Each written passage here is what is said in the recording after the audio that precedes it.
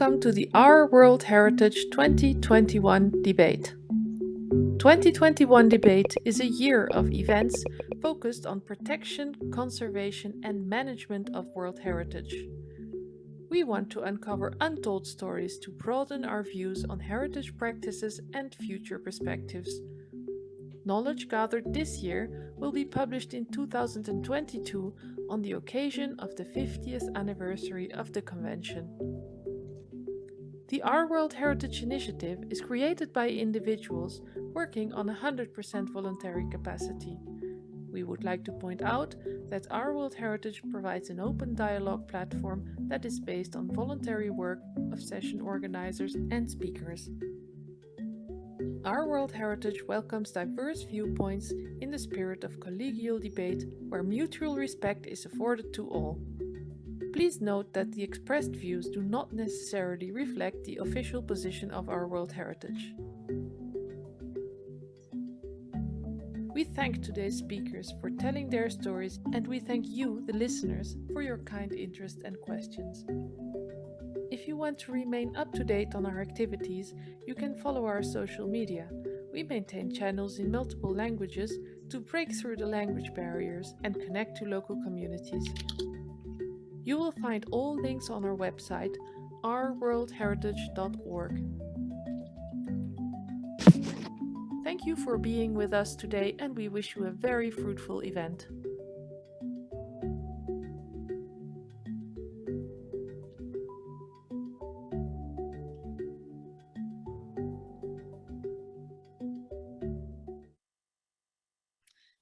All right, thank you very much, Maike, for the intro video to be shown.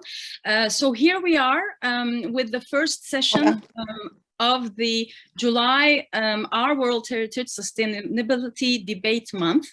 I would like to ask attendees to mute themselves if they're not speaking, so we have better sound quality. So on behalf of our convener, Flakam, and the whole Our World Heritage Sustainability team, I welcome all attendees and thank our panelists who are with us today. I will now share some slides to go over our session context and concept with you.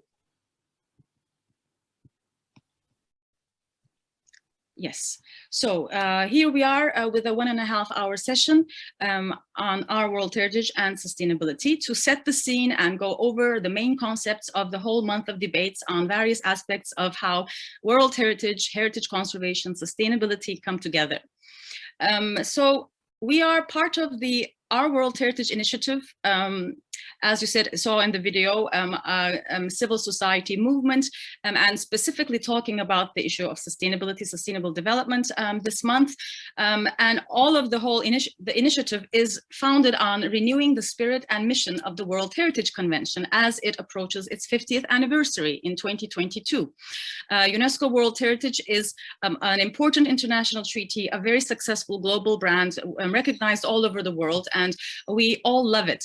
And we are concerned to safeguard its spirit and make sure that for the next 50 years, it goes on to inspire us and protect these valuable, unique sites around the world.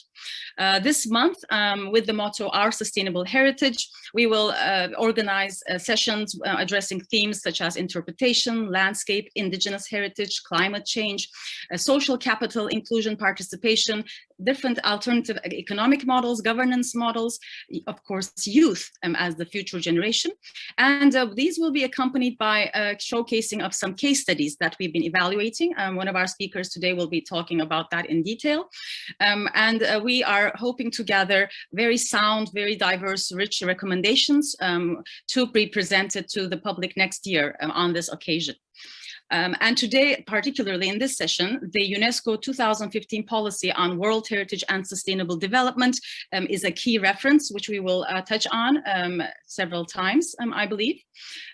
So here is the scene setting for you. And now I would like to move on to introducing our wonderful speakers, very important names from the world of World Heritage and Sustainable Development Policy.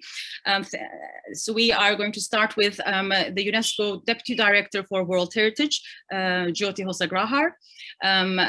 Then at the Category 2 Center of UNESCO, at the African World Heritage Fund, represented by the Executive Director Souayibou Varissou. Then we will move on to a veteran, former UNESCO high-level representative who is actually now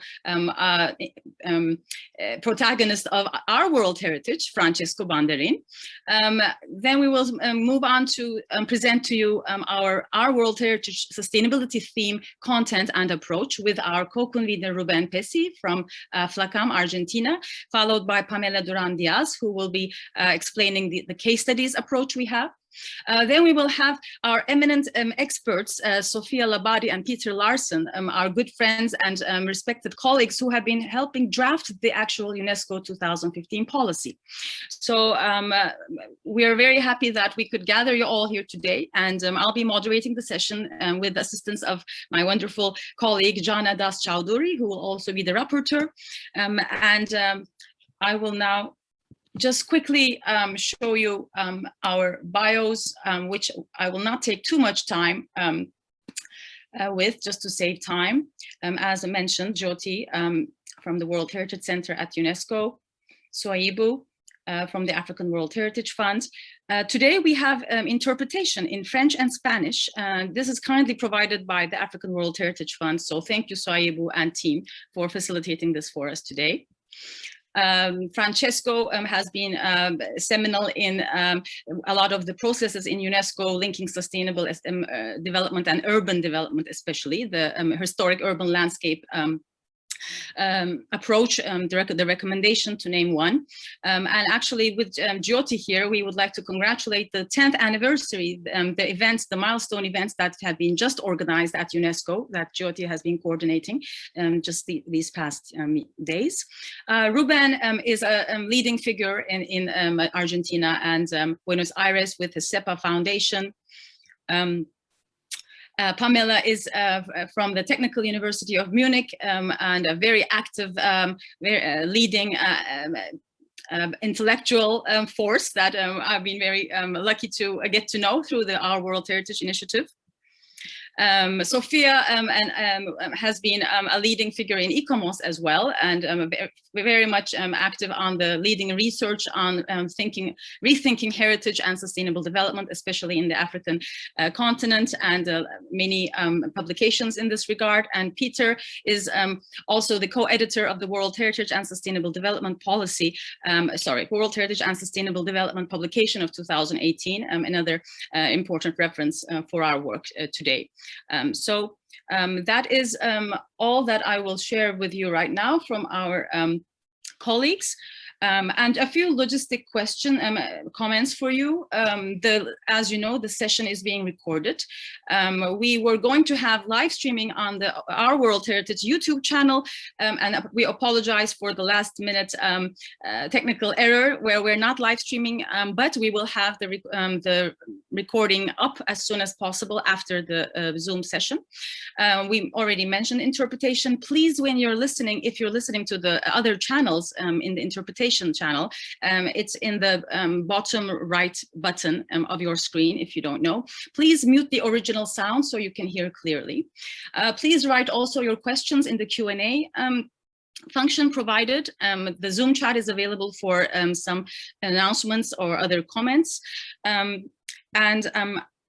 I think we are, before we're all set, now we have one last thing to do, which is the poll that we prepared. We have a very short poll for you just before we're kicking off with the speakers. Jana, could you kindly share the poll with us? Sure.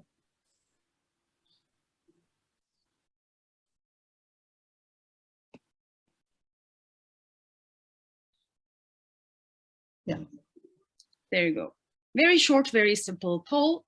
Just taking a few seconds to fill it up for our records.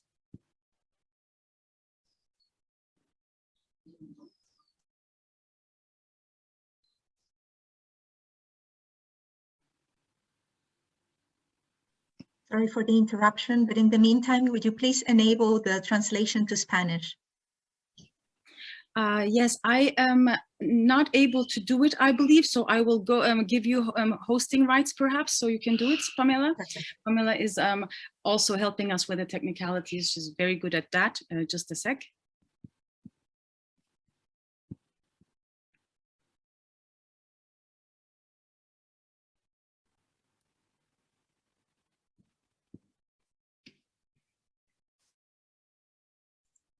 Yes, you are the host, Pamela.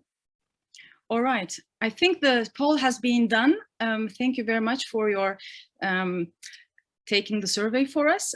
Shall we close the poll now? Yes. All right, so on to our first speaker, Ms. Jyoti Hosagrahar. Please, we were looking forward to listening to your perspective on the UNESCO World Heritage Center. Thank you.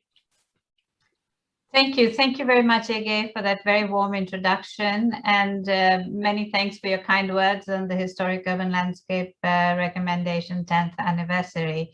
Many thanks to to our World Heritage and to you for organizing the Sustainability Month and inviting the World Heritage Center to join.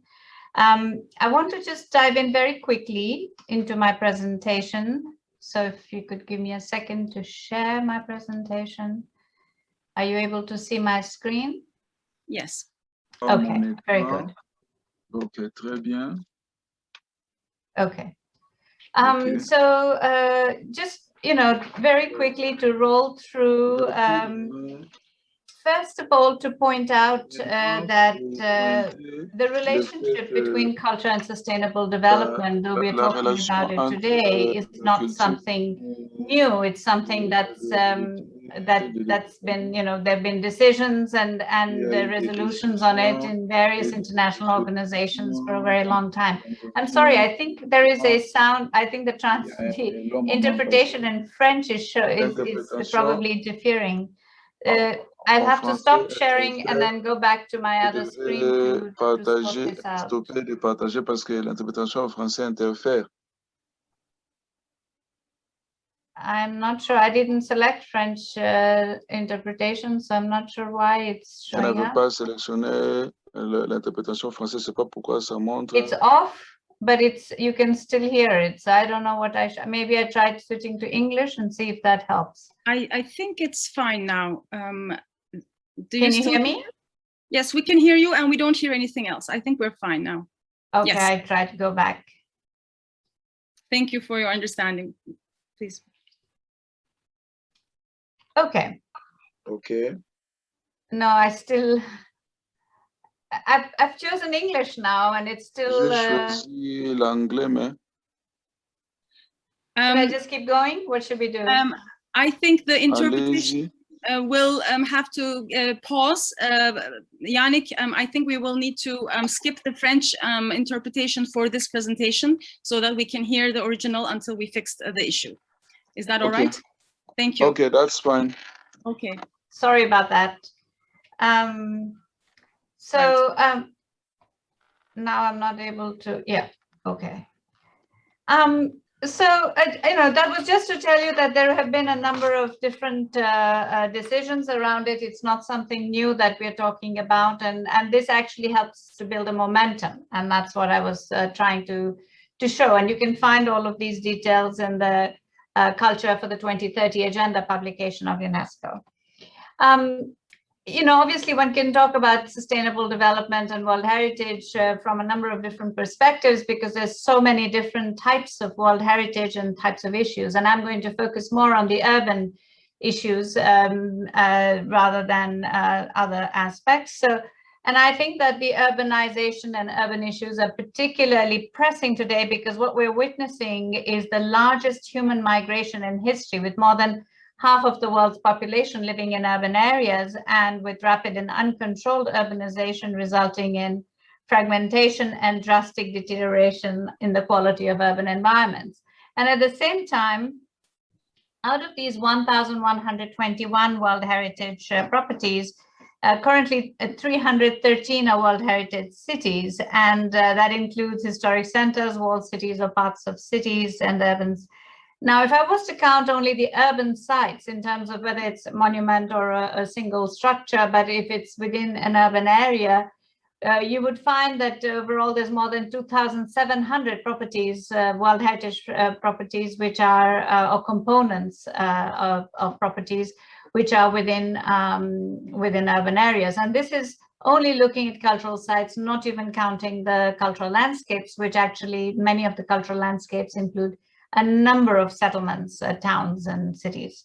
So obviously what we're looking at is a huge impact of urban areas and the pressure in urban areas, where these properties are and the sites are really under pressure to protect the outstanding universal value on the one hand and deal with the pressures of urbanization and the consequences of poorly planned urban development initiatives and unsustainable tourism, as well as inadequate infrastructure and the global challenges of climate change. So you're looking at a variety of different pressures, so that nearly 50% of SOC reports examined in the at the World Heritage Committee in the last two committees have been in urban areas dealing with urban pressures. This is just to give you an idea of, we take one World Heritage site and this is a view that you might be more familiar with, but when you go to the other side, you see this kind of urban pressure. I'm not even going to name the site because I think it obviously doesn't require naming.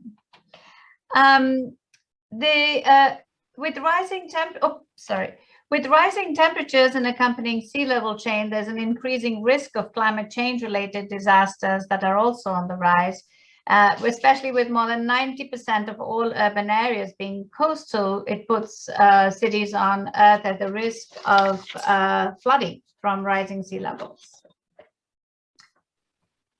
I want to refer now to the, I'm going to talk about a number of different instruments and different support of what we're doing about this. So to first of all, the Historic Urban Landscape Recommendation, which is the recommendation that calls on all member states to integrate conservation and management of cultural heritage in cities and settlements with policies and practices for sustainable urban development. And it applies to all historic cities, not only to World Heritage sites. It also advocates a landscape approach to identifying, conserving, and managing historic areas within their broader context, considering the interrelationships between the physical forms, natural features, and social cultural values. And of course, we have the next panelist will be Francesco Banderin, who can tell you a lot more about this. The HUL recommendation emphasizes an approach that looks at heritage as an intricate part of its larger setting, looking at its geographical, historical, and cultural context. The 40th General Conference of UNESCO reaffirmed the importance of the Historic Urban Landscape Recommendation in the context of the 2030 Agenda for Sustainable Development, the New Urban Agenda, and the African Union Agenda 2063. And the World Heritage Assembly adopted the World Heritage Sustainable Development Policy in 2015, and the General Conference in the General Assembly of World Heritage.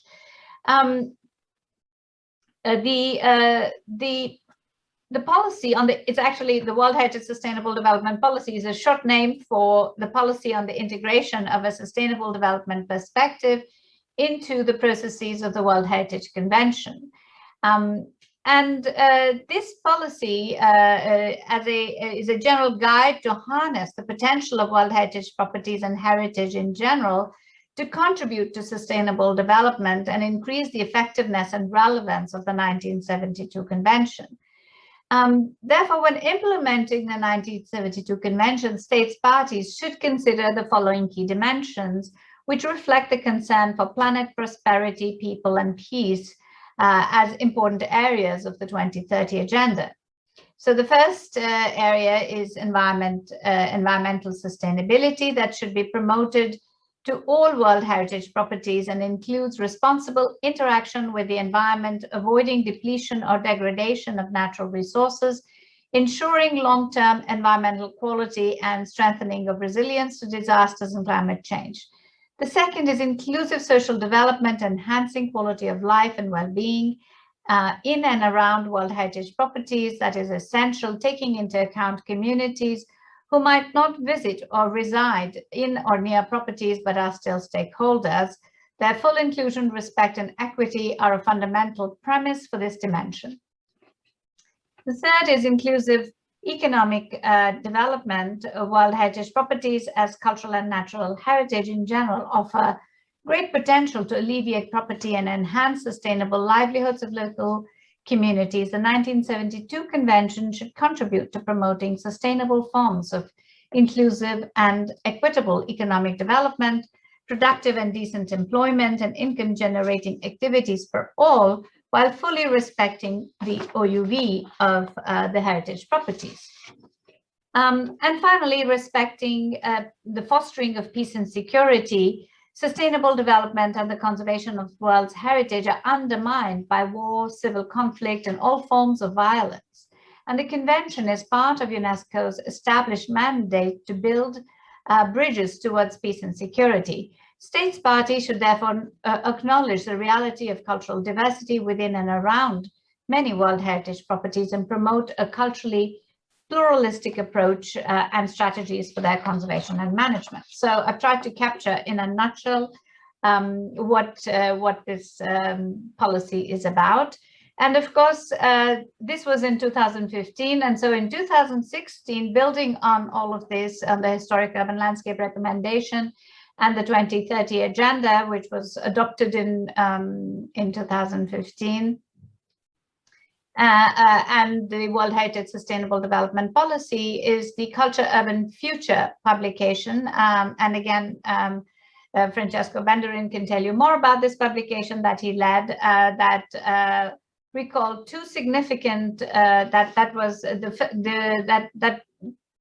was really the first global survey of culture and heritage for sustainable development, launched during, and this publication was launched during UN Habitat's, the Habitat 3 conference in Quito in 2016. And this publication provides a framework for urban heritage management in line with the HUL recommendation that aims to put heritage at the heart of sustainable urban development. Last minute. Sorry? One last minute. One last minute. Well, I think I have to cut my presentation in half. I will take 2 minutes then. All right, Jyoti, please. So then is the thematic indicators for culture, the 2030 Agenda, which was launched in 2019. And I'm not going to explain this because you can find this all online. But the thematic indicators included a framework, which I think is relevant to mention, which is environment and resilience, livelihood and prosperity, knowledge and skills, inclusion and participation, where the 2030 Agenda targets are, targets from across the 17 goals and 169 targets are arranged in these, identified where there's culture's direct contribution and organized in this thematic framework. And looking also at the Urban Heritage Climate Observatory, which also you can find online. I want to jump very quickly to the World Heritage City Lab report, the outcome in 2020 that was organized looking in the context of recovery and building back better in the context of the ongoing pandemic, where international experts and practitioners gathered to exchange and debate and co-create certain approaches and really identified 5 principal pathways for recovery and resilience. That was people-centered recovery, green recovery, equitable economic recovery, recovering space and infrastructure, and digital-powered recovery. And then the last thing that I will share with you, and then I will stop, is the Canopy, World Heritage Canopy platform, which is a platform of innovative practices and strategies that further heritage protection for sustainable development, including the implementation of the Historic Urban Landscape Recommendation, which is a platform of heritage-based solutions for sustainable futures. And this basically involves a number of different local practical solutions, both on World Heritage sites as well as on other heritage sites that are not listed on the World Heritage list, but have offer different types of lessons and learning on the way that local strategies and approaches could help to operationalize the World Heritage Sustainable Development Policy or the Historic Urban Landscape Recommendation. And the Canopy case studies are organized in 6 categories: environment and resilience, livelihood and prosperity, knowledge and skills, inclusion and participation, gender equality, and peace and security, bringing together the different the framework of the World Heritage Sustainable Development Policy, the 2030 Agenda, and the Culture 2030 indicators.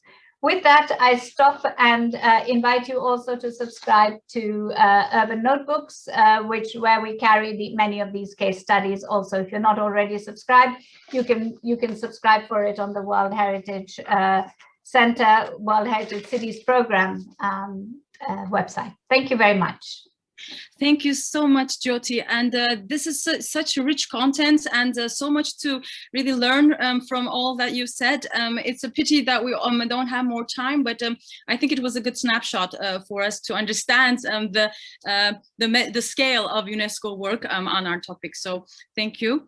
And now, just before we go on to Souayibou, just a little check on the interpretations. I think we are better off right now. The interpretations French channel is available,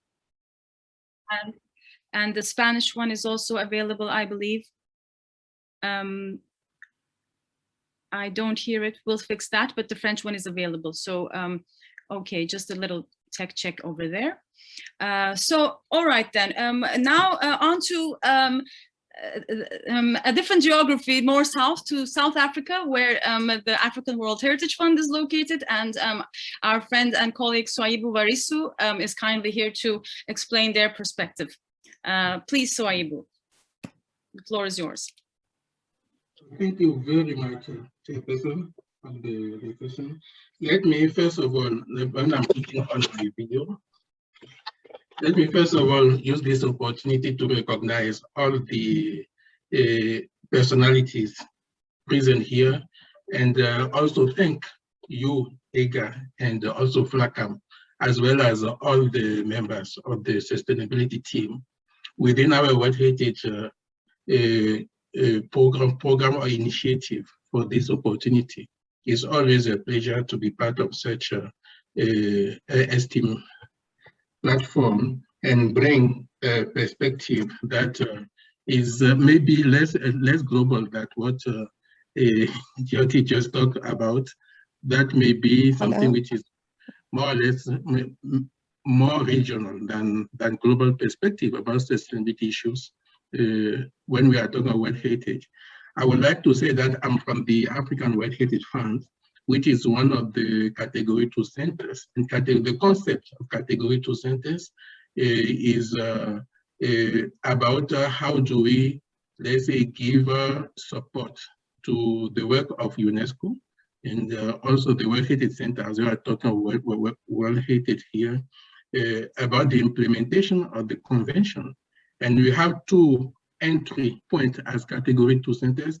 Is, if I'm not mistaken, is more than 10 Category 2 centers now, which are operating. And some have thematic entry points, others have regional. Des points d'entrée thématiques. Okay. So from the African World Heritage Fund, our entry point is rather, if I can say, regional. And I would just like to highlight what may be said here by sharing my screen. We just one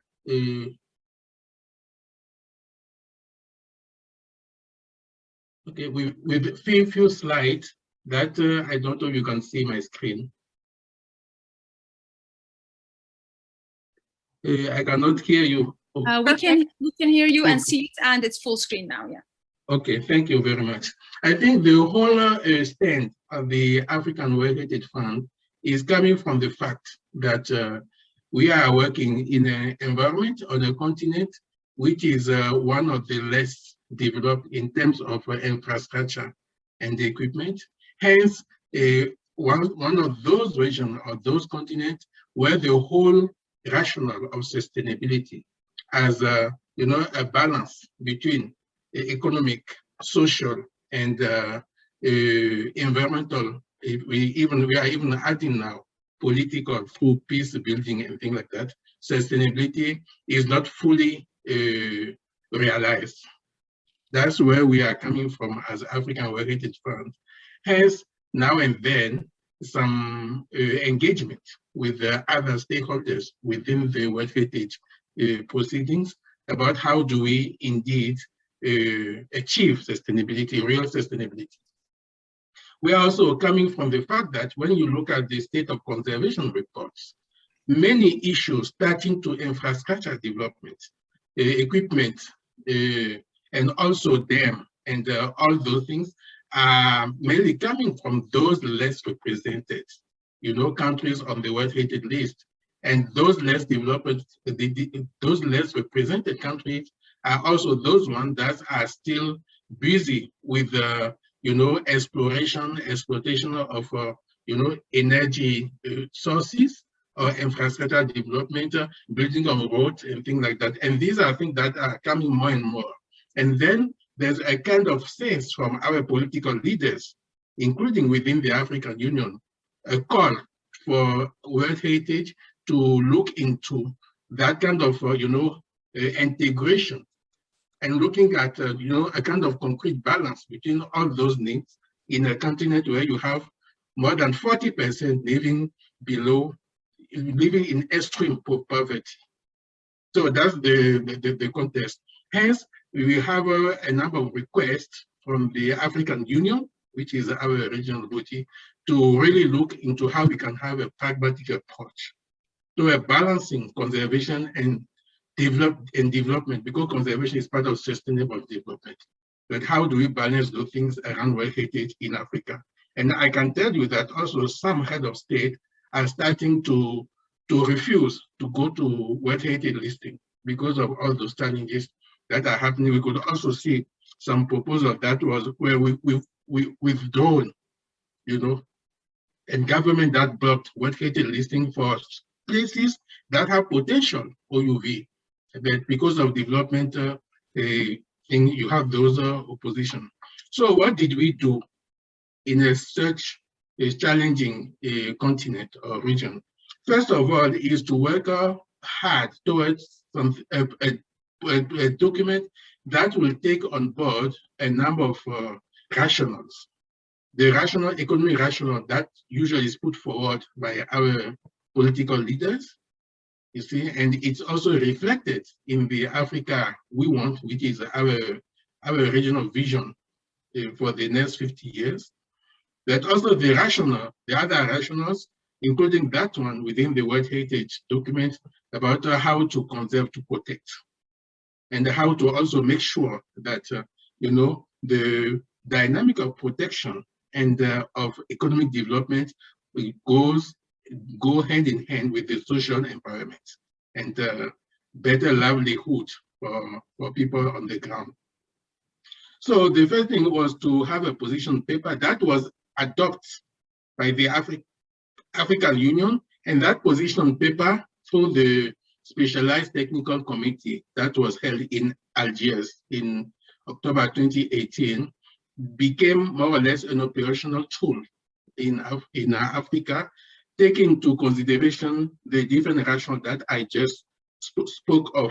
But the target of the aim is to see how we can put together let's say a halfway arrangement where all stakeholders will be then building sustainability, taking into consideration the various angles, but also make it possible for heritage as resources, because that's one thing. The perspective here is heritage as resource to create sustainability on the ground, and most importantly, serve as a purpose to reduce poverty, especially for those people who are very close to heritage sites. And if you travel a little bit in Africa also, you see that most of our World Heritage sites are located in rural area where you can really experiment extreme poverty.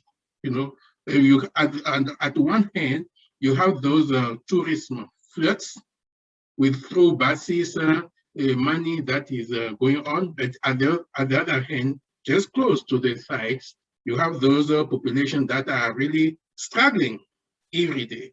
And so that disconnects sometimes create conflict. And we could even eyewitness a number of sabotage of heritage places because of that, a feeling that sometimes on the ground, local population feel. So through that position paper, that I will not display here, is a 4 pages document. The African Union was charging a number of organizations, basically the African Development Bank, which is the operational tool when it comes to funding, the African World Heritage Fund, which is the operational tool when it comes to putting together a regional strategy around those topics, and UNESCO, of course, to undertake a number of action and activities. And we are already receiving call now to see how far we've gone with the implementation of that series of activities. I will not go through them as well, but I would just like to zoom into the role that was given to African World Heritage Fund that was then charged, that's the term that they use, to provide guidance, support, and then to activate the relevant partnering platform for an inclusive operationalization of the document. And this, among other, includes to develop a set of best practice guidelines and standard. That's one set. The other set of activities was to develop performance indicators and the method means. And this one also is extremely important because one thing that raised a lot of discussion during the whole engagement with the African Union bodies was, can't we find technology that can serve the purpose of conservation without necessarily preventing population to access? Because can't we find technology that would, for instance, help assist in, let's say, protect parks without removing populations from those parks, without removing population from the protected areas, for instance. So you have a number of things that also are talking to our legal provision and legislation that have to be addressed. You also have a number of issues around capacity building and education, working with advisory bodies, and specifically about UNESCO, the African Union ask that, or charge UNESCO to see in which extent the issue of sustainability on the ground can be, incorporated in the proceeding of the World Heritage Committee, especially through the operational guideline, and will be strengthened. And this is something that was said. Now, as implementation of that set of recommendation from the position paper, we could implement at least 2 activities that I would like just to, and I will stop there, okay? If I still have 2-3 minutes. Okay. Well, you don't have too much time, but please go on for another minute, 1 minute if you need that. Okay, thank you. Thank you. Now, I say that as implementation of that series of recommendations, we could organize a number of gatherings, including an expert meeting at Ruben Island. It was in 2019. And I'm quite happy here to see Professor Labadi because we closely work with her on this project, with also the University of Cape Town and the other Ruben Island Museum and other partners, to have a reflection on how to operationalize the 2015 policy of UNESCO on the ground. And then we could define a number of practical tools that are being profiled through a publication that are coming from that meeting. Currently, we are busy preparing a follow-up expert meeting with the government of Cameroon and the University of Yaoundé. That will happen from 2nd to 4th August this year. It will be a virtual meeting. I would like to just use this platform to invite us to be part of that meeting, because it will give us also a ground to better understand how we can operationalize the 2015 policy. I would then stop there, and once again, thank you. Thank you very much. Perfect. Thank you so much, Souayibou, also. So we've had a very good range of the questions and the activities currently going on, and especially I think to highlight is best practices. Congratulating UNESCO on the new Canopy platform, a new best practice platform. And again, Souayibou mentions the importance of capacity building through best practices and guidelines. People need to see good things happening to get inspired and perhaps replicate it. So not to take too much time, we mentioned that we would be taking questions for our two speakers, and Jana, I'm going to go on with the one in the Q&A box. Yeah, go ahead. Yes. So our colleague Louis Tom has asked something related to the historic urban landscape approach, and she is talking about not just recognizing the positive potential for contributing to sustainable development, but also how to account for and mitigate the potential conflicts that heritage and conservation might bring to a diverse society. Shall we pose this question to Jyoti first, please?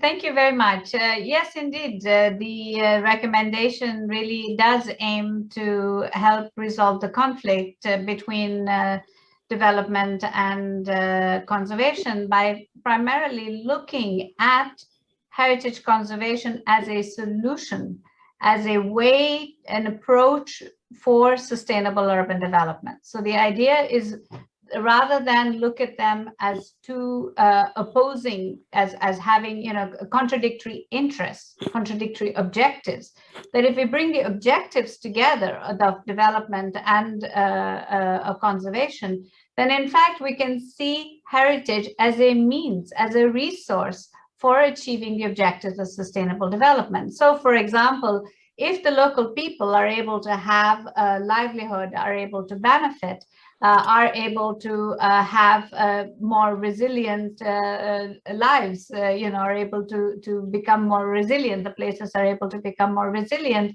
because of using certain local knowledge that helps also with the conservation of the place. They're using traditional occupations that help with the place. Then in a way, they're also helping with heritage conservation. So such approaches really, if you're looking at traditional building technologies, the same way. I'm not going to take up the whole, I can spend an hour on this, but I'm just going to stop here.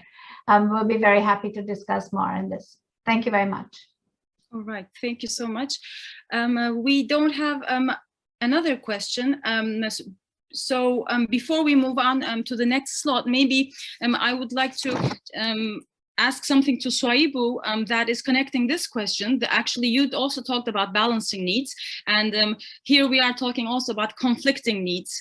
There's also the added challenge in Africa of, on one hand, great poverty, but also fast growth and fast urbanization and a lot of investments, actually.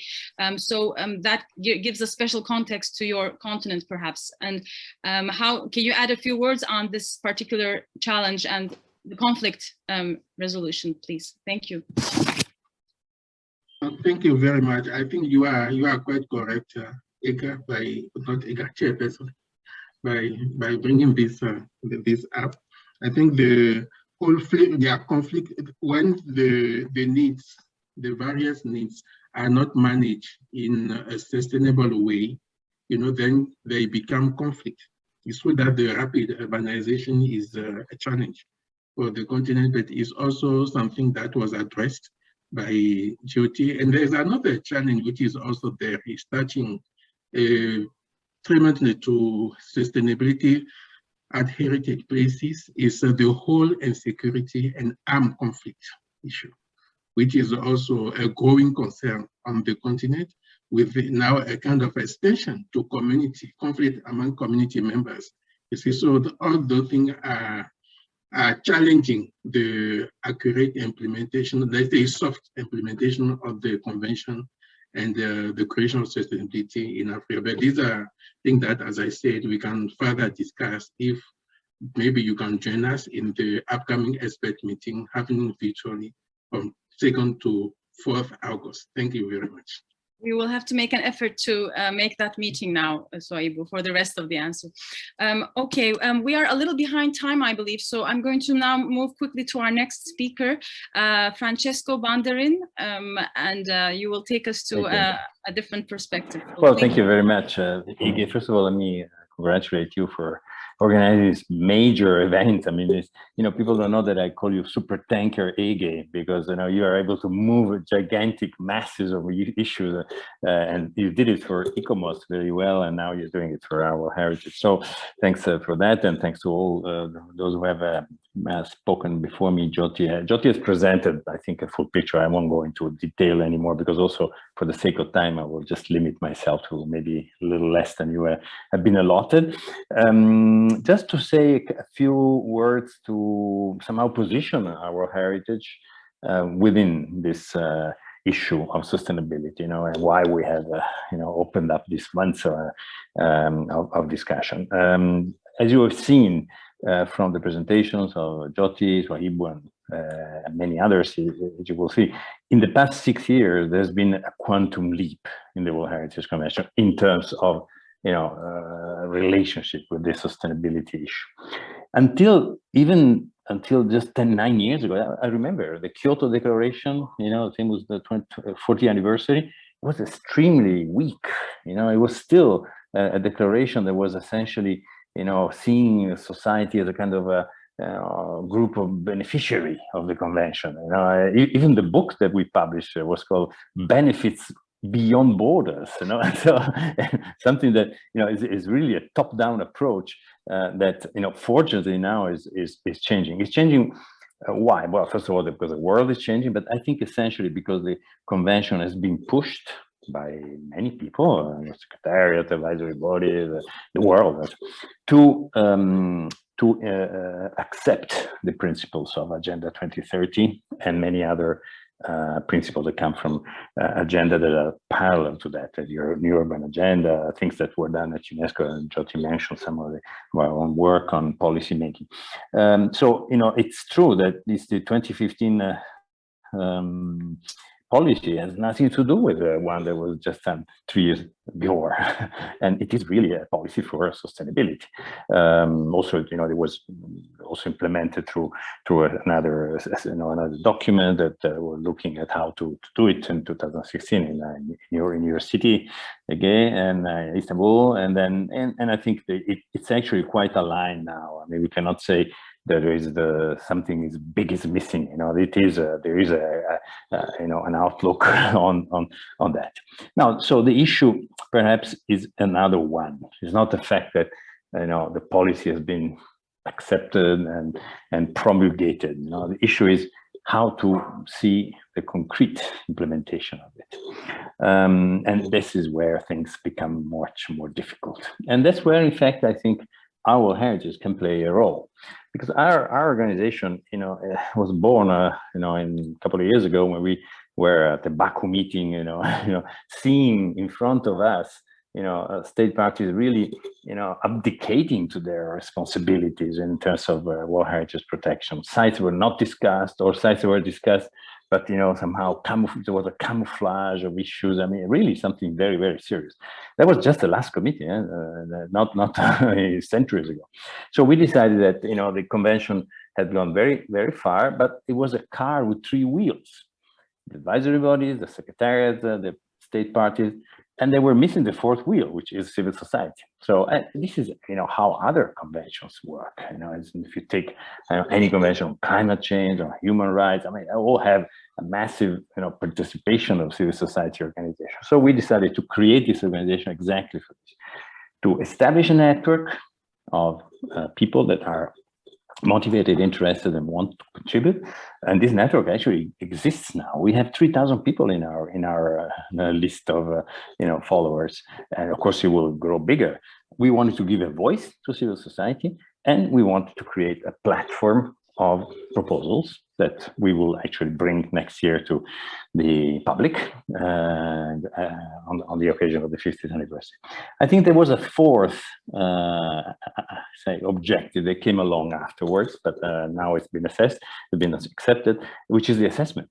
We want to be able to assess what the policy says, because the reality is that the policy has been established, everybody has undersigned the policy, everybody has clapped, everybody said we are online with the Agenda 2030, but then we have 7 sites for danger listing this year, plus 2 for delisting. So what's the point? Clearly there is a problem. There is a problem. There is a dystony between what's asserted in public and what's in fact happens in reality. So I think our role is to bring down the policy to the floor, to the ground, and somehow assess whether the commitments that are taken internationally or individually by member states are actually respected. We will see. Obviously, the world will be diverse. There will be member states that will do it, others will only partially do it, others will just not do it. So I think somebody has to say that. Unfortunately, UNESCO cannot say it because it's a member state organization, so they cannot be critical to our member states. So we need a voice outside. And I think in a way, it helps UNESCO a lot because it helps to have a free voice that can speak truth to power outside of the institutional and statutory processes. So that's it. And I think it's this is our role, and this is what we expect from the months of sustainability, and somehow a reflection on how we can take it down to the ground and be critical and constructive, as we always promise to be, with respect to the implementation of the World Heritage Convention. Back to you, Supertanker Ege. I thought I was the jukebox, Francesco. Today I'm the Supertanker. Thank you for the very concise and urgent words. I think we could all hear in your voice the urgency, the great call for help, or there is a problem that a burning question that OWH is trying to address, which you actually expressed really clearly. So that's why we've all been put to work. We've been working so hard to see what can be done about the problems we're feeling. And now our friends at the sustainability team will explain one approach to tackle this huge challenge that we all share. So I'd like to invite Ruben Pesci, one of our co-conveners, who will explain the OWH sustainability theme message. I think, Jana, you are sharing screen, I believe. We will put his PowerPoint up. Yeah. So welcome, Ruben. The floor is yours. Thank you very much. Good morning for all. Good afternoon for others. Well, our sustainability message and approach. Please, again. Next. Jana, next. Ladies and gentlemen, first of all, I would like to send cordial greetings to all the organizers and participants and to express my gratitude for inviting me to say a few words on the opening meeting. It is a special honor for me, as president of the Latin American Forum of Environmental Science, FLACAM, to be participating as a convener in one of our World Heritage innovative groups, such as sustainability, which has given us a more global dimension and fascinating insight. Next, please. Well, FLACAM is a network of almost 30 Ibero-American institutions. Please, next. And we are working in this team with important partners. African World Heritage Fund, International Cultural Center of Poland, Athabasca University of Canada, Pratt Institute of USA, and traveled India from Australia. Again, next, please.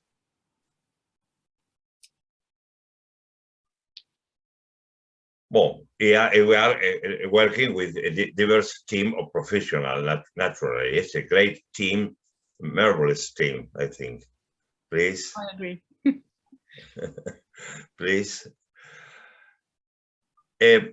From a sustainability perspective, the harmonious integration of the environmental, social, and economic sustainability, together with institutional management, gender, and indigenous issues, contribute to the conservation of heritage and its sustainable future.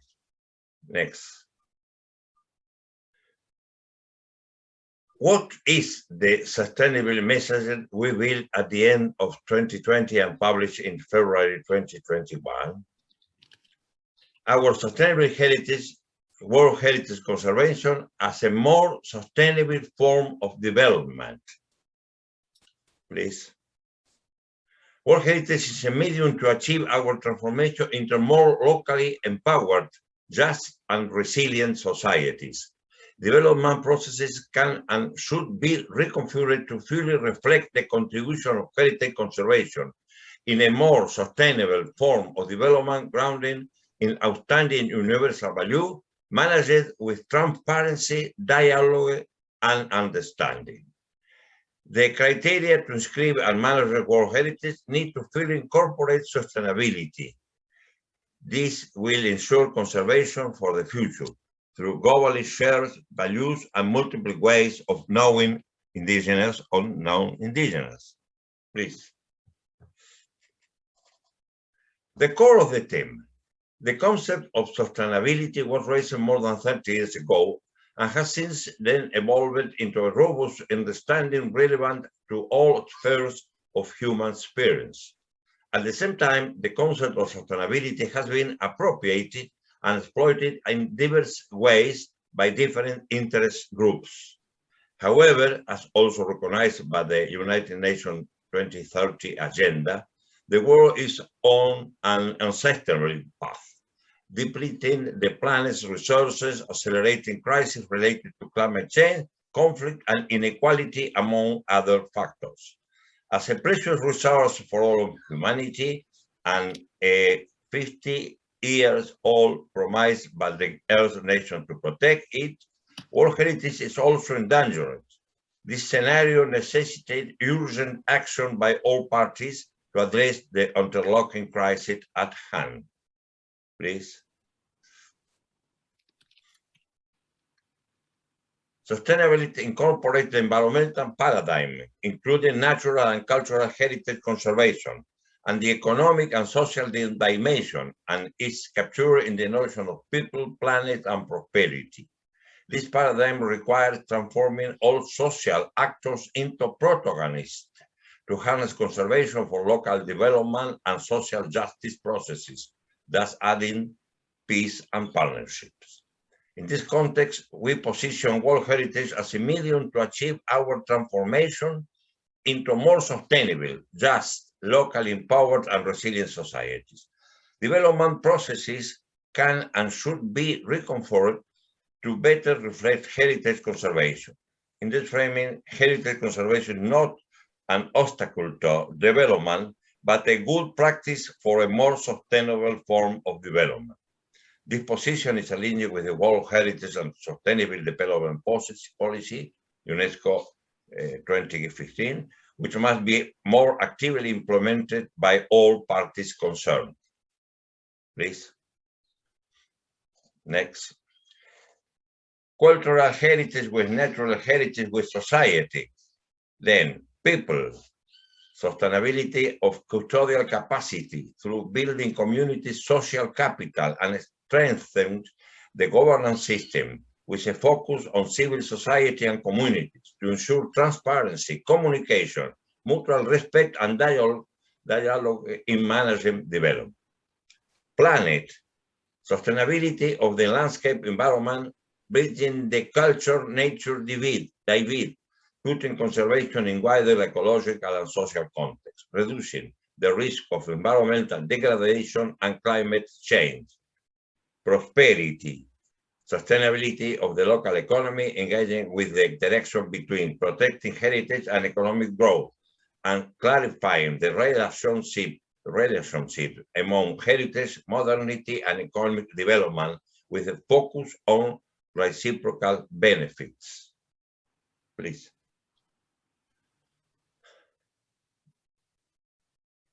In this approach, the monument site and landscape of outstanding universal value are considered components of local and regional socio-economic and environmental system.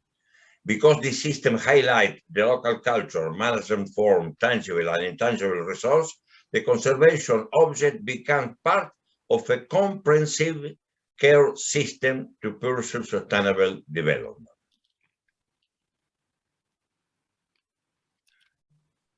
Innovative aspect that the topic brings to light.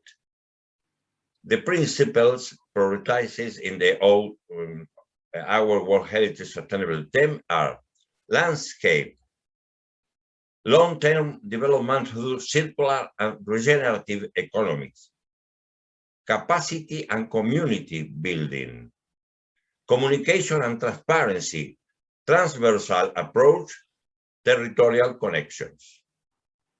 Then, objectives incorporate the dimension of sustainability, open the holistic perspective, introduce a new list of measurement criteria and tools, reform the governance mechanism. Please. To achieve these goals, we propose we will be able to promote sustainability by adopting World Heritage sites as places of experimentation for a sustainable development. We must strengthen the already recognized sites, counting on the great experience gathered in almost 60 case studies we will refer to below. We must select more new landscape and sites that are community inclusive. We must extend the territory of conservation to the conserved landscape through new criteria we can formulate. Please. For 50 years, the draft of the Co-Convention has provided brilliant international cooperation. The emergence of our World Heritage gives us an opportunity to review the criteria and scope implemented so far, to explore adjustment, innovation, and scientific advancement, where heritage management can provide to each country a new brilliant and successful site of next 50 years. July will be the occasion for these 16 transcendental events to lead to the drafting of conclusion and recommendation of our World Heritage for the 50th anniversary of the World Heritage Convention in 2022. We are counting on all of you, authors of this proposal and virtual participants to the events, of your greatest interest to consider and reaffirm our contribution to the World Heritage debates with a high level of international participation. Please. Thank you very much. Thank you very much to you, Ruben. You were very much on time and really gave everybody the clear and comprehensive scope of what we are trying to do. It may sound a little ambitious, but you need to set out with big goals and see what you can do afterwards. Really. Thank you very much. And Ruben has mentioned an important part of our work in this theme, which is about case studies. And our colleague, the wonderful Pamela Durán Díaz, is here to explain more about this particular process we're in. Please, Pamela, the floor is yours.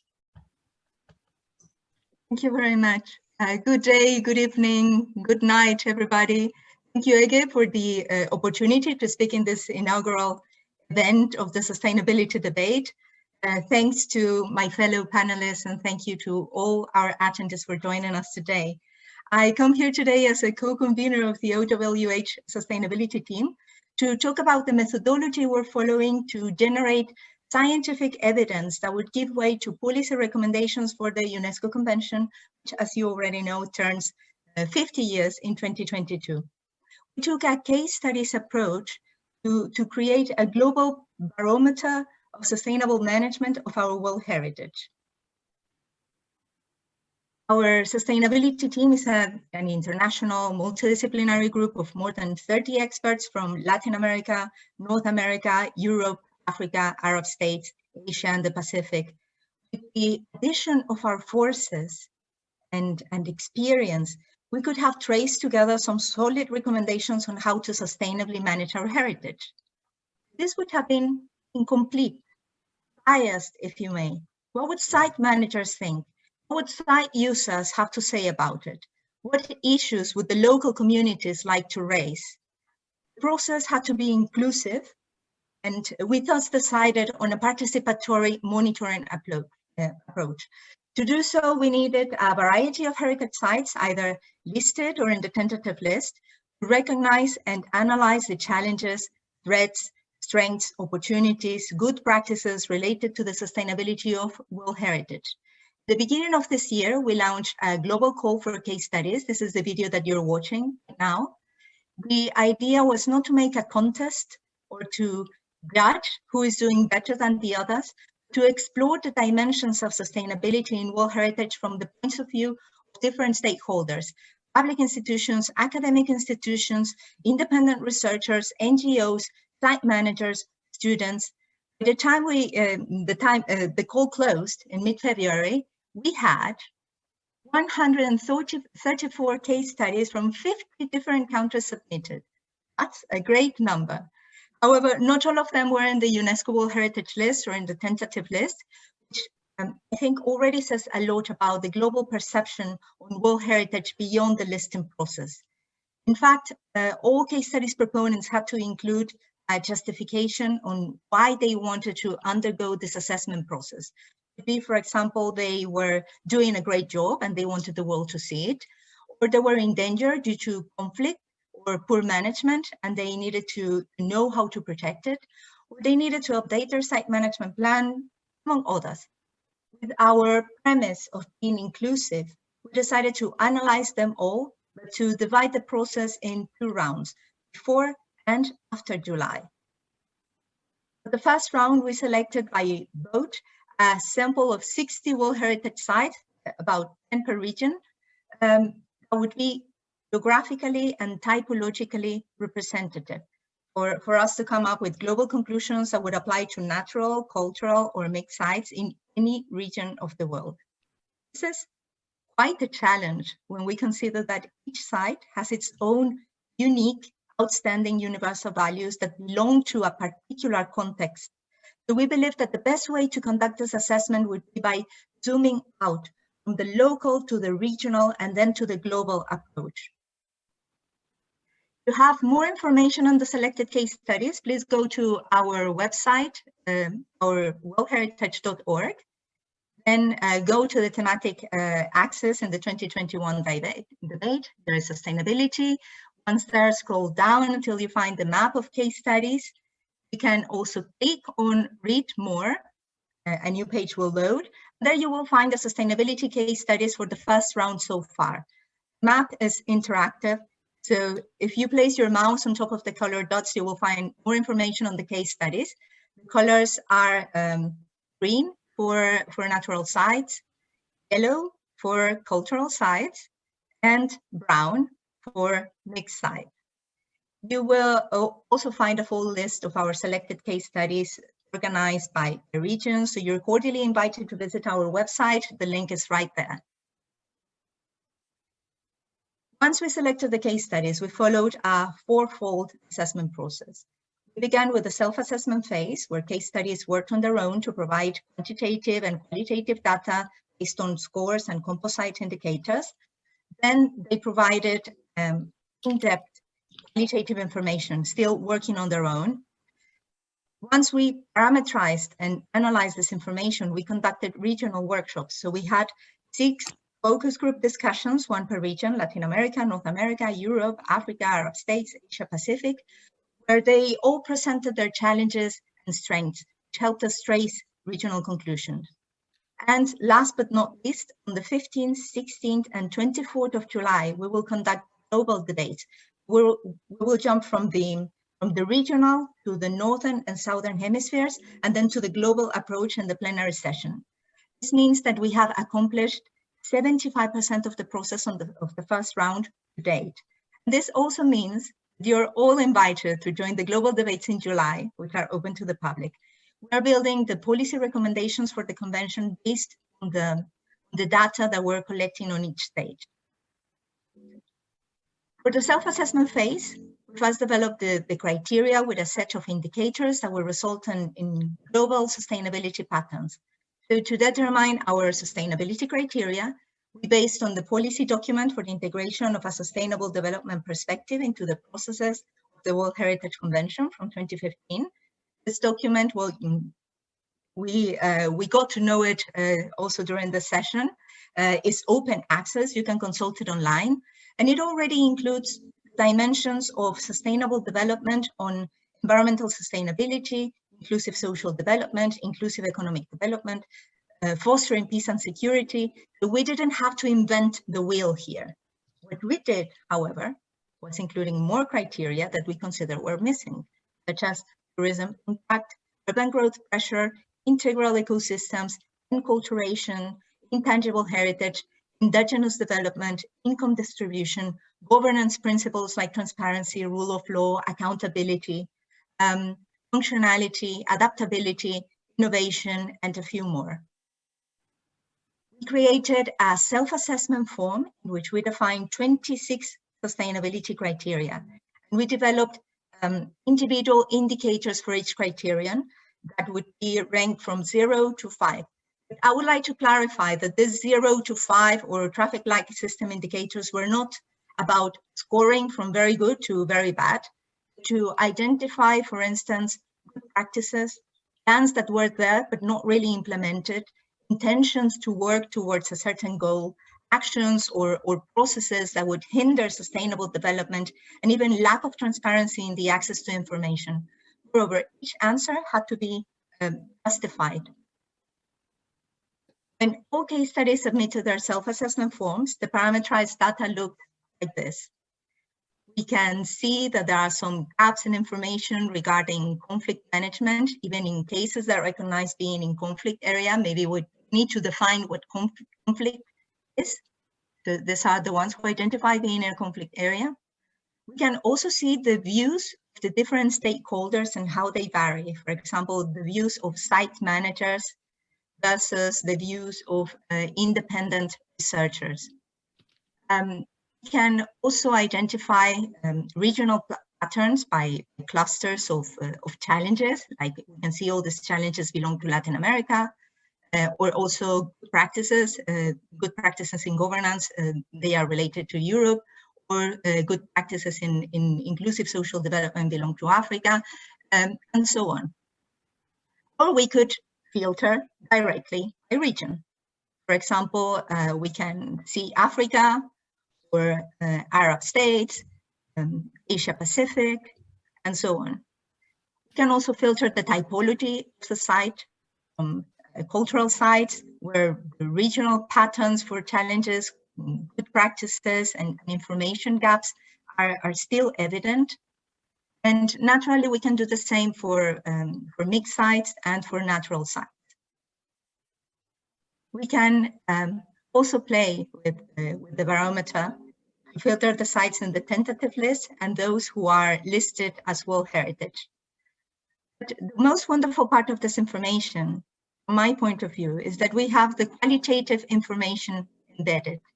As if we open the fields, we can find justifications on challenges and good practices. For example, this one for community participation, or the respect of traditional rules and customs, or things that are done out of the site management plan. We can also at the regional averages per thematic area, where we can display also the specific information per case study. This is environmental sustainability. This is inclusive social development, inclusive economic development, peace and security, and governance.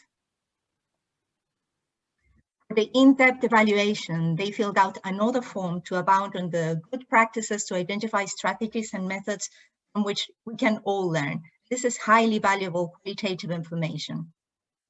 I must say that the most wonderful part of this process so far, at least from my point of view, were the regional workshops with all case studies proponents and guest experts. We had 6 regional workshops, each of an approximate duration of 30 hours and about 25-30 participants, where we discussed the regional challenges, strengths, trends, patterns. There we finally had the chance to interact with the people behind the forms and behind the emails, hear them talk about their heritage sites and put them into a regional context. Pamela, last minutes, please. Yes, I'm wrapping up. So the takeaways of the regional workshops were discussed later in an internal meeting, where we are working together in collaborative documents for the team to be able to do a transversal reading of all the conclusions. We have been working very hard. This is just the tip of the iceberg. I will not tell you more, in part because my time is over, and in part because I would like you all to be curious and join the rest of our sessions, where we will present regional conclusions. We will discuss selected good practices directly with case studies proponents. We will have guest experts from all over the world, and we expect to present some recommendations by the end of the month based in this fully participatory process.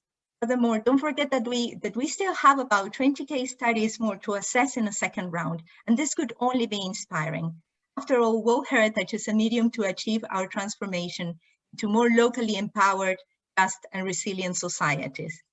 Thank you very much. Please follow us on Facebook, Twitter, and Instagram, and don't forget to go to our website to see our case studies and to register to all the events that we have planned for July, the OWH Sustainability Debate Month.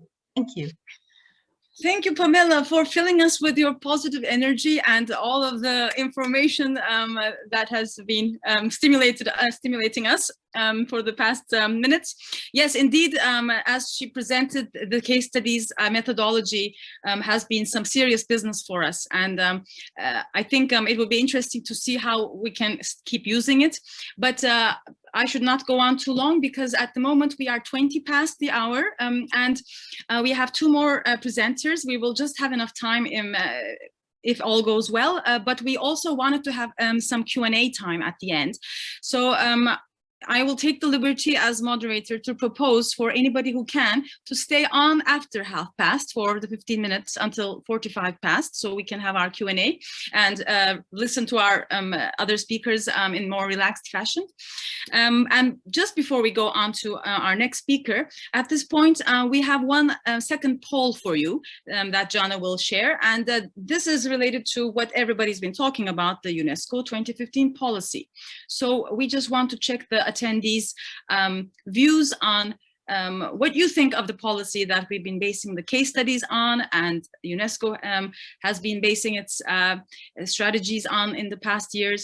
So have you ever heard of this policy before? What does it mean to you? There are 2 questions here that we kindly ask you. Thank you for filling them out for a few seconds. Let's see what's happening over there. Yes, we should share these after the event is over. You will also get some follow-up messages from us later. I should also take the time now to remind you of that. Yes, I think 38% have voted. Let's have 5 more seconds or so and then close and move on. Yes, I think that's all we're going to get with the votes, I think. We're almost at 50. Let's do 50 and then close, I guess. 46%, 51%. Okay. Thank you for giving us an idea of this.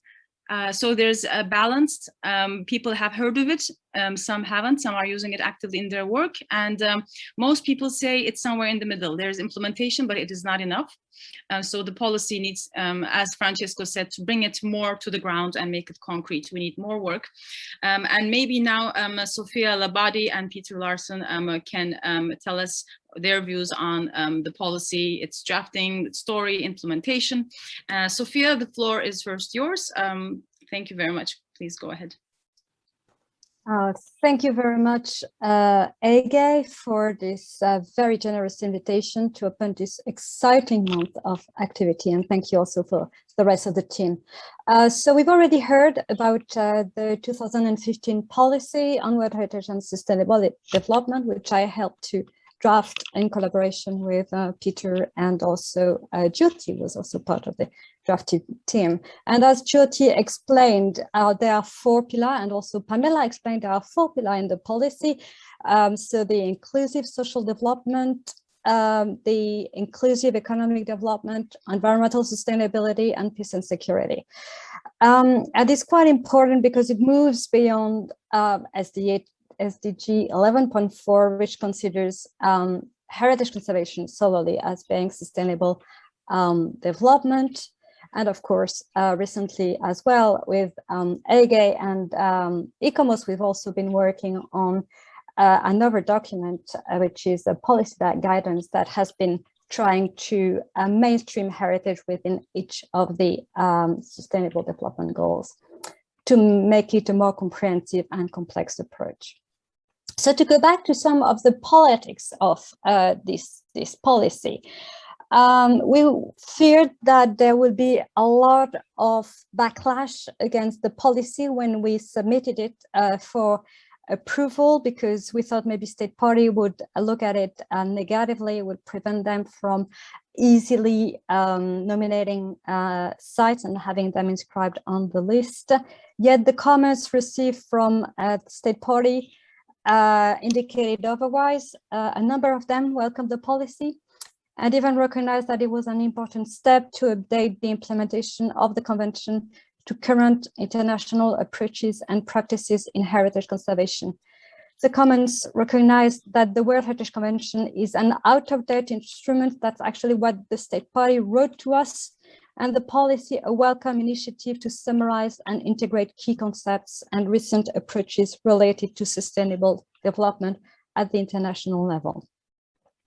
Whilst the policy focuses on the 4 pillars of sustainable development, as I said, there's already some updated documents such as the ICOMOS policy guidance. Before looking at some of the more problematic dimensions of the text, which I'm sure you will also consider this month, I wanted to celebrate some of the achievement in implementing the policy. So Souayibou has already mentioned a workshop that we co-organized. So it was between the African World Heritage Fund at the University of Kent in collaboration with Ruben Island Museum and Cape Town University. There's a publication which is out of the results of that meeting, which is on the website of the African World Heritage Fund if you want to access this publication. So we explained in that publication that the principles of the policy have been used to review the management plan for Okavango Delta World Heritage Site in Botswana. A network of different socio-economic initiatives have also been provided for local communities around Lake Malawi National Park in Malawi. Alternative livelihoods in addition to tourism were also identified for locals at Victoria Falls / Mozi Owatunya, so the site between Zambia and Zimbabwe. And so I think this case study in particular is important because it fulfilled the section on inclusive economic sustainability, as it recognized that tourism activity should complement other activities because of the seasonality of tourism. And we've seen with COVID that sometimes it's not only seasonality, it goes beyond. So, so this is the way to ensure that tourism activity might not have the disruptive impact that they may have with other sectors of the economy collapsing. So another initiative that I led was an action plan drafted by civil society actors, and EGE participated in that exercise to ensure a bottom-up and diversified approach to the implementation of the 2015 policy, because as also Francesco said, I believe that civil society actors are really, really key in the implementation of the 2015 policy. So I think we all agree here that the policy is a milestone. Yet, its implementation might also present some challenges, and I'm going to discuss a few of them now. The first one might be respecting the limits of economic development, and particularly the no-go commitment by extractive industry, which is clearly indicated in the section on inclusive economic development in the policy. So whilst the specific no-go commitment was adopted in 2003 with the International Council on Mining and Metals, recognizing that World Heritage properties should not be explored or mined. In 2011, as just an example, 22 natural properties, that is 41% out of 54 on which reports were submitted to the committee, had been affected by mining. One of the problems is that specific guidelines that would help the implementation of this no-go policy are missing. In addition, this no-go commitment might be difficult to implement, as not all extractive companies agree with it. So if one environmentally responsible company, if we think they exist, agree not to exploit a World Heritage property, this does not preclude another less responsible company from stepping in. There are also some difficulties in clearly identifying if nomination dossiers include mineral and energy concessions, and we've seen some cases already, particularly in Southern Africa, making the convention a reactive rather than proactive instrument. Another challenge concerns the implementation of the ideas contained in the section on economic and social development, which refer to World Heritage sites as being virtuous places of decent employment and decent income for local communities. And we crafted this section very, very carefully to include this term of decent employment and decent income. Yet how to ensure that these ideas are really implemented at World Heritage site is still not clear, as these fundamental ideas are not taken into account both in the nomination dossier, in the evaluation, and in the management of site. So the 2015 policy is very aspirational, and I think it's really important because we need bigger goals and aspirations. And in particular, the text referred to local communities inclusion, gender equality. However, the reality is much more complex than what we explain in those sections. Indeed, these aspirational statements do not take account of unequal power relation, stereotyping, discrimination, marginalization, and we didn't really go into how to address this issue. And often these are at the heart of an unsustainable approach. I mean, I work a lot on gender, for instance. I could speak about that. My final point concerns locally driven, responsible and sustainable tourism management in and around World Heritage properties. And I wanted to finish with tourism because when we talk about sustainable development, we usually speak about the economic pillar, and the economic pillar is usually tourism. And of course, there was a month of tourism, which was the month of February, but I also wanted to go into that. There are many challenges to realizing the principles of locally driven, responsible and sustainable tourism management. These have been well documented, but a key issue is that the core tools of tourism, in particular air travel, hotel, internet and e-commerce, tend to be concentrated in the north. So local communities in the south, in the global south, if I may say, are not able to compete equally with the north. And so until and unless we start addressing those unequal power relationships, we're not going to lead anywhere. Other key barriers to local community participation in tourism include lack of training, but what kind of training are we talking about is really a key issue. Lack of financial capital, lack of organization skill, or of course, gender constraints. So whilst the policy is really good at setting aspirational goals, I think it is unclear how these goals can be implemented, although we started making some efforts in trying to implement that. So my conclusion is that we need more specific tools to be set in place to ensure its full implementation. But we also need to address wider issues as well, including unequal power relation between the global north and the global south, because everything is interrelated. And I know that some cultural institutions are starting working on that, and I'm very, very pleased to see that. So I hope that these preliminary ideas will guide your discussions during this month. And I wish you a very, very successful month. Thank you for having listened to me. Thank you very much, Sophia.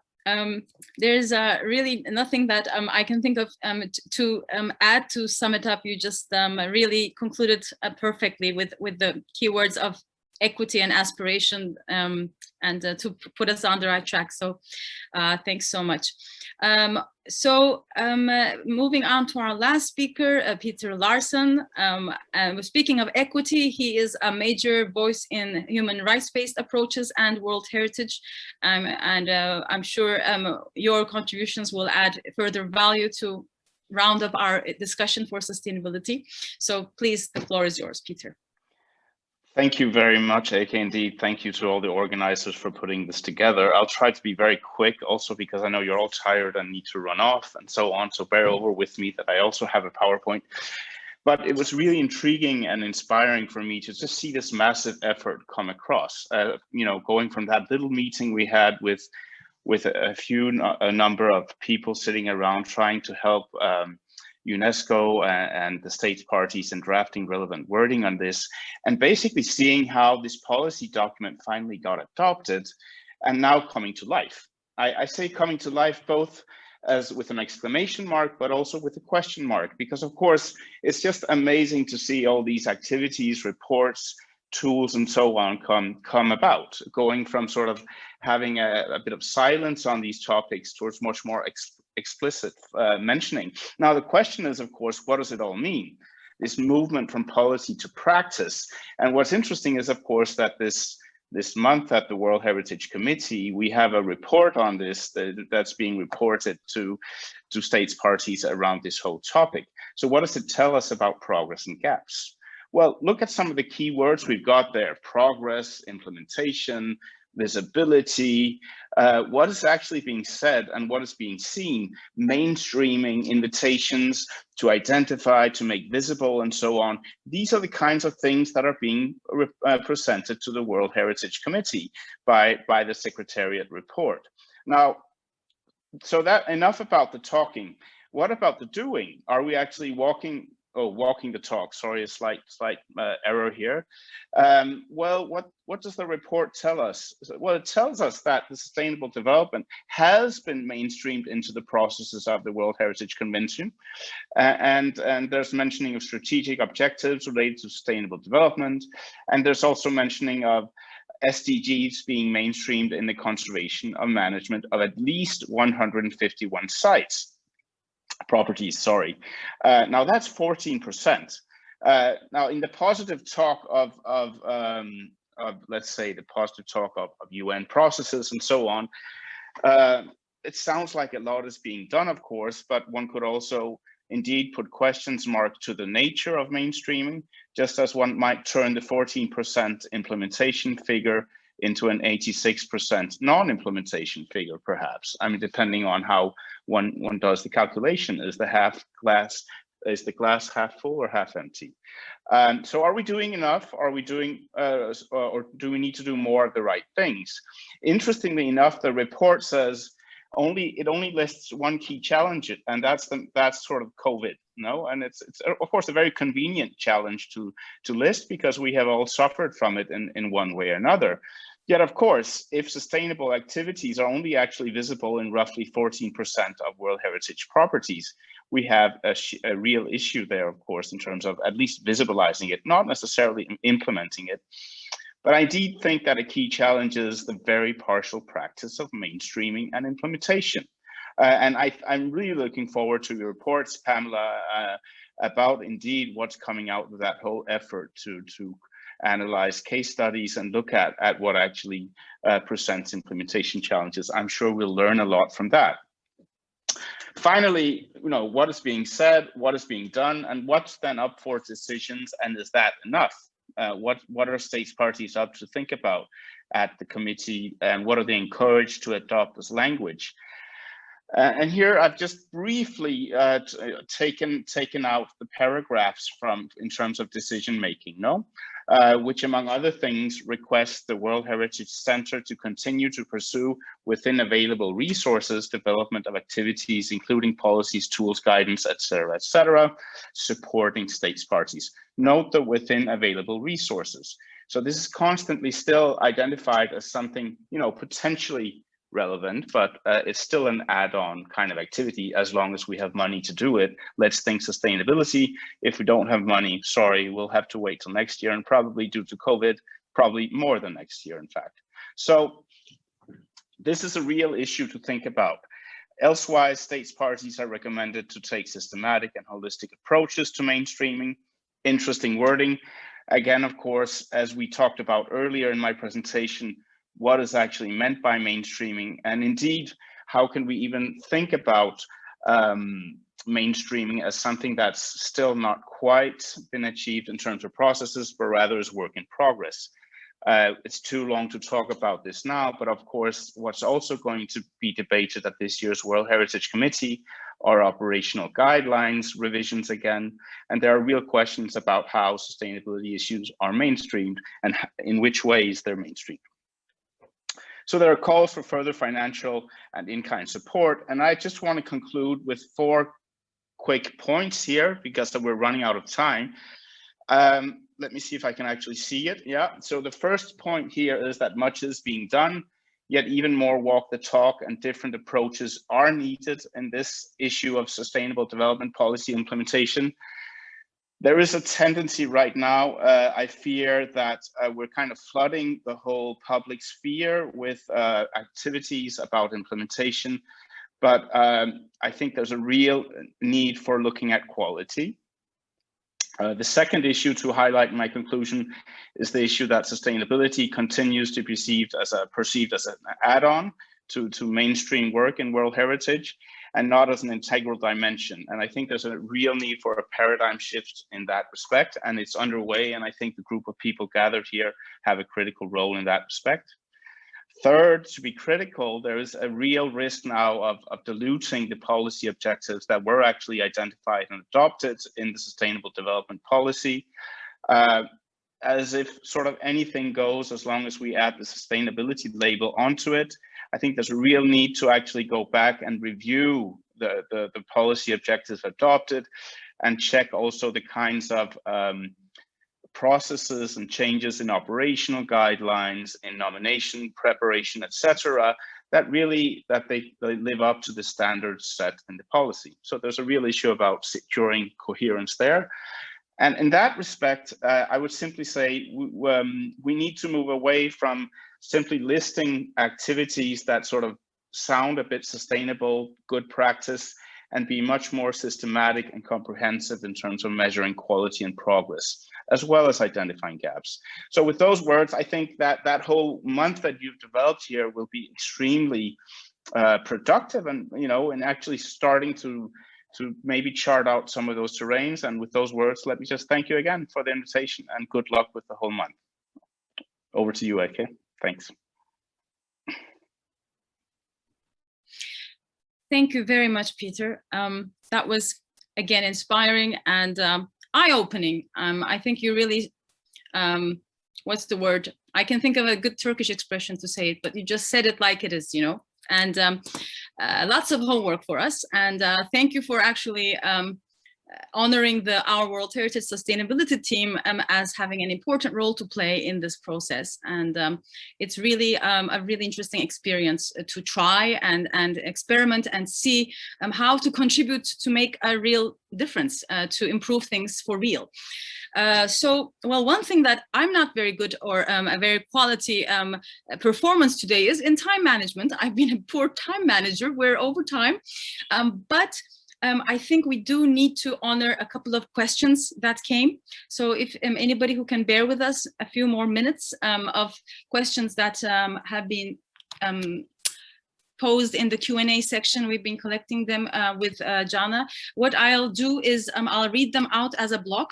And I know Pamela wanted to comment on the conflict between heritage and sustainability question from before. So noting that as well. And then I think we'll do a very lightning round of your responses to these block of commentary for you. So one question is, in what manner will you invite and involve civil society in heritage conservation? And then there's a very provocative question, similarly to about participation. An anonymous attendee has said he or she has heard people saying, we pay the politicians, I think in their meaning, to take decisions even on heritage, and they are asking us to participate now. We pay them, so why should we spend our time to justify their incompetence? So do you see in the international debate a serious reply to these considerations? And insisted inclusion may also be seen as a result of recent changes, including the failure of the system. Do you see this as a perspective is one question, loaded one. And then there's also one about issues on equality and equity, which must not be overlooked when dealing with heritage and sustainability. And Louis is asking Sophia for examples of how specific sites or organizations could contribute to the issue of equality. So there we have it. And starting with, Peter said he has to leave more quickly. So let's start with you, Peter, again. Would you like to pick up on any of those? There's a question for Peter specific. Yeah. Okay. There's a third question for Peter in specific. Okay, sorry, I'm just seeing it now. So the Heritage Lottery, thank you, Eke. The Lottery Fund mandates all projects to address the issue of environmental sustainability. This might be an idea for other states parties to mainstream beyond environmental, of course, and any kind of heritage. No, I think they absolutely. I mean, there's a lot to be said about the frameworks that different funding agencies, whether it's bilateral foundations and others, actually, of course, use for the implementation. I mean, that also can link to issues like due diligence measures for human rights and so on.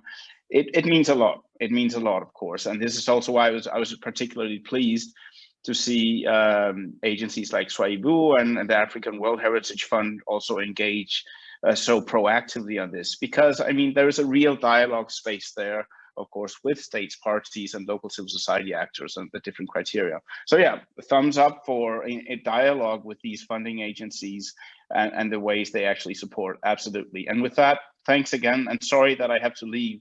It's just a very busy time. So all the best to everyone. Bye. Thank you. All right, Peter. Let's I know Pamela actively wanted to contribute to the question sent earlier. So please, Pamela, can you comment on the question set we had, as you like? Yes, of course. Yes, I think you are referring to the one on conflicts and sustainability, right? Yes. There was a clarification in our chat regarding the meaning of conflict. So our attendee said that by conflicts, I indeed was also referring to the conflicting needs and wants between the communities and stakeholders, even when everyone is trying to work towards heritage and conservation and sustainable development goals. So one community's ideas of conservation might differ to other stakeholders' idea of the same matter. I have to say that here I totally agree with our attendee and this question. And this is something that we will address more in depth in our session on the 9th of July. So you are all invited to participate. But I would just like to briefly say that this is The concept of conflict is something that has been arising during our case study methodology, because we left the question of conflict open in terms of armed conflict, in terms of conflicts of interest, in terms of different types of conflict. And most of the people understood it as armed conflict. And this is the reason why there is a gap of information in that regard, at least when we were collecting our data. Maybe addressing different concepts of conflict would be a good way to start in order to reflect the interest of the different stakeholders that are engaged in the conservation of our sustainable conservation of our world heritage. Mm-hmm. I hope I managed to answer the question. Yes, indeed. Thank you so much. It's absolutely so true to know what you're talking about and clarify different definitions and approaches to concepts. Okay, so going through the original list of speakers, Francesco, would you like to comment, especially on, if you're there, I think you are still with us, Francesco, yes. If you can comment on this provocation about civil society and paying politicians and the failure of the system. Is there a way not to pay politicians? That's the first question. Maybe not. So we have to. But you see, this is as part of the political game. We can just forget. We pay the politician and forget, or we pay the politician and we control. Or try to be part of it. So in fact, there's never been a different way in human history. So we have to mobilize. Mobilization means essentially gathering forces to obtain a more democratic process. Paying is not enough, unfortunately, as we have seen. Mm-hmm. Yeah, true. Thank you very much. Pamela, I'm going to have to go around to Ruben and everyone else and then hopefully come back, sorry. Ruben, would you like to comment on the questions?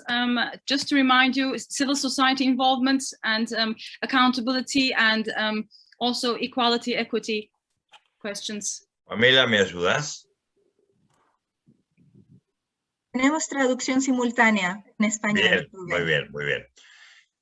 Me parece que hemos avanzado mucho llegando al tema de la gestión y el control. La preocupación porque el monumento se transforme en paisaje.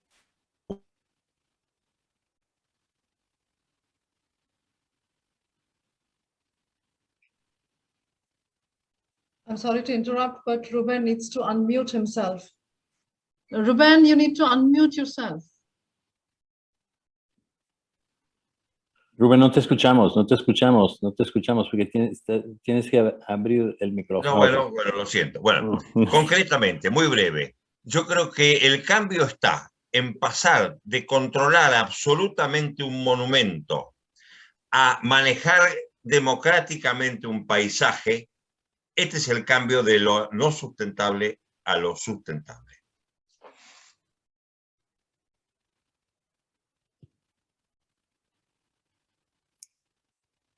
So, Pamela, were you saying something about helping with the translation?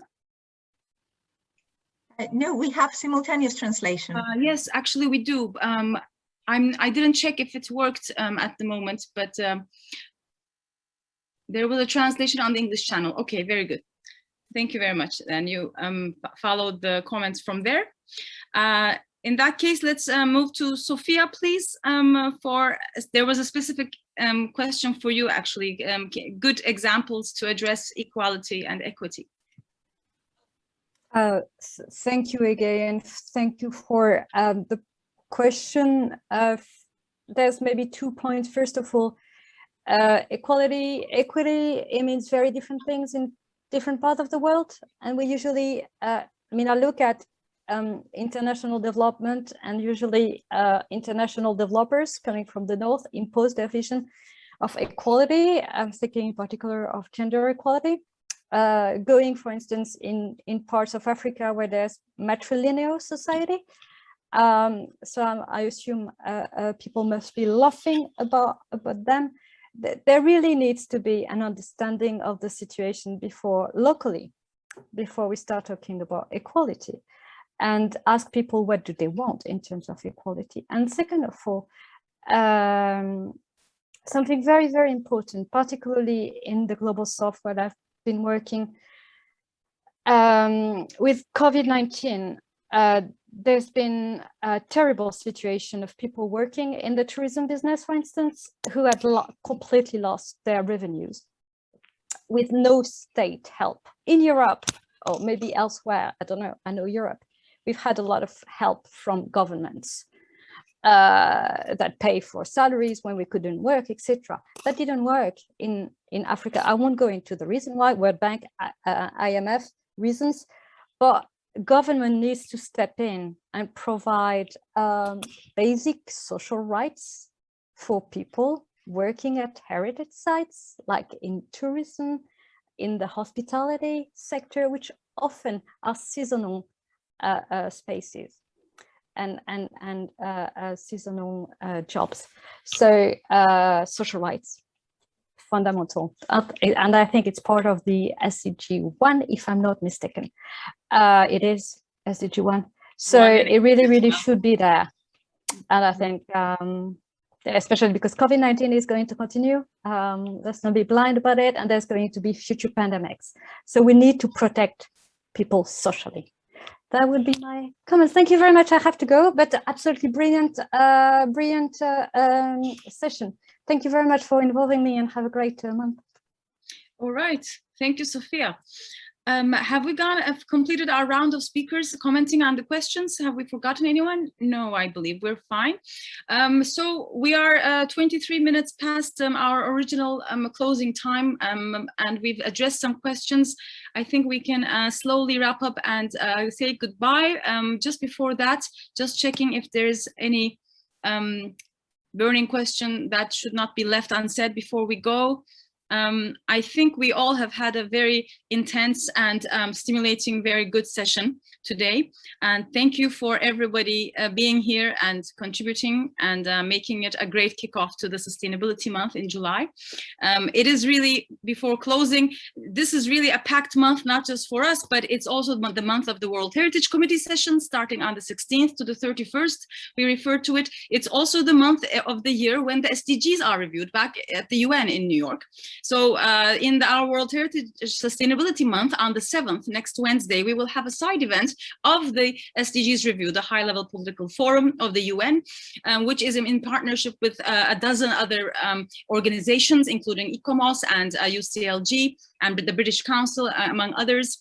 And we will also have many, many other sessions that we refer to. Please don't miss the ones on case studies or alternative models and our concluding recommendations. And a big thank you to especially our team who helped with all the troubleshooting, and also, of course, our interventionists, our speakers. And I think we can wrap up. Thank you very much, everybody. Have a great day. See you later. Bye-bye.